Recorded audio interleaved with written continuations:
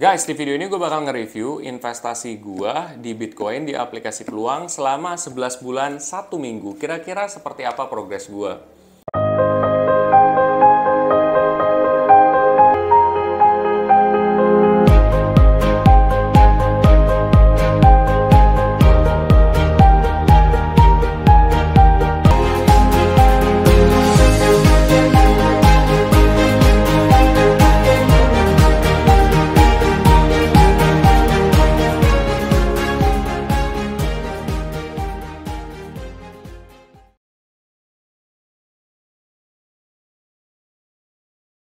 Nah, sebelum masuk lebih dalam, gue akan coba disclaimer dulu kalian. Satu, keputusan investasi ada di diri kita masing-masing.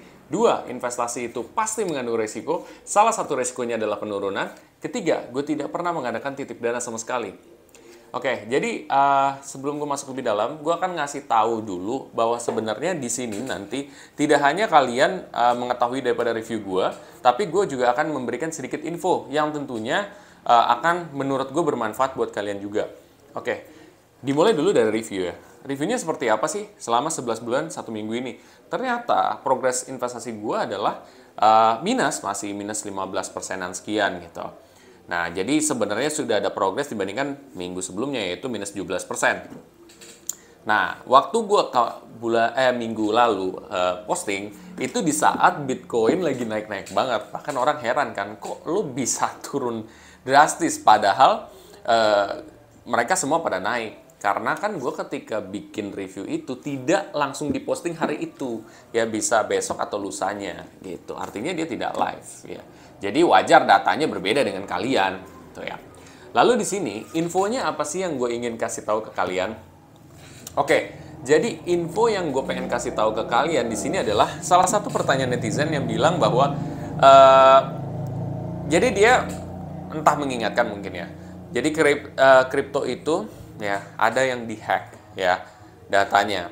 Ya, pada saat itu dengan jumlah yang sangat fantastis banget, gue lupa itu berapa. Yang jelas itu udah triliun kalau nggak salah. Nah itu gede banget guys.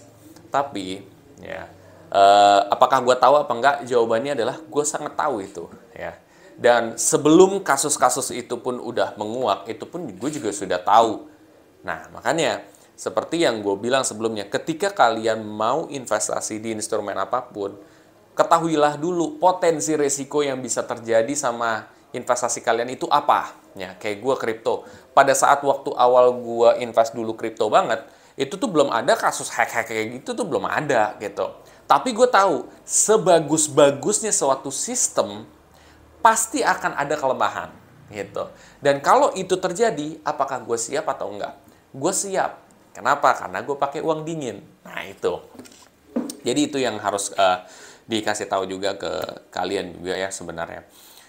Jadi apakah gue tahu? Jawabannya adalah gue tahu. Tapi apakah gue akan stop untuk berinvestasi? Jawabannya adalah tidak. Sama seperti ini.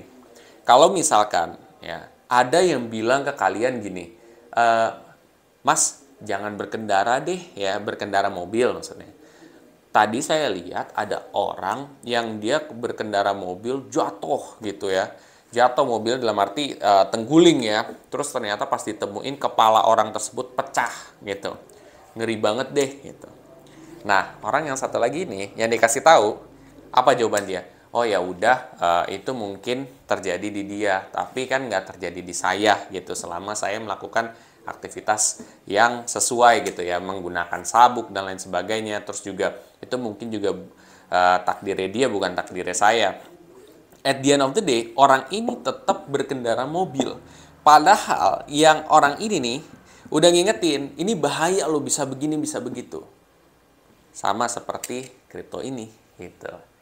Ya, kripto ini kan ada orang yang nasihatin gue seperti itu. Yaitu memang ada weakness-nya, ada minus-nya gitu. Tapi kan nggak setiap orang bakal dijadikan seperti itu gitu.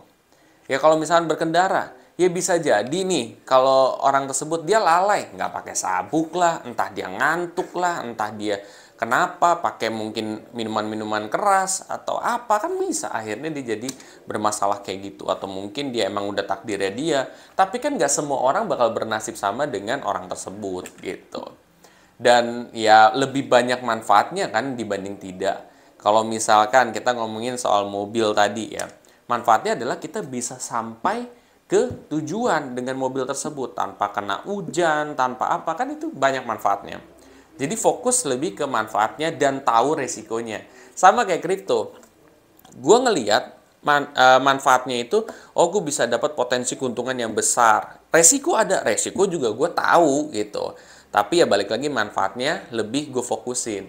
Akhirnya gue tetap fokus untuk tetap maju.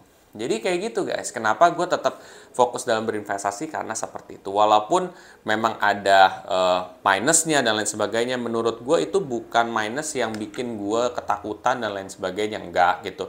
Kecuali itu sangat-sangat fatal ya gitu. Seperti itu. Tapi balik lagi, ini adalah opini gue. Opini kalian berbeda, itu sah-sah aja sebenarnya. Gitu guys.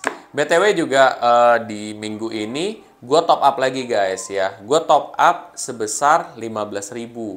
Caranya gimana? Gue tinggal di Bitcoin-nya itu tinggal klik beli aja, masukin nominal investasinya 15.000, udah deh, selesai.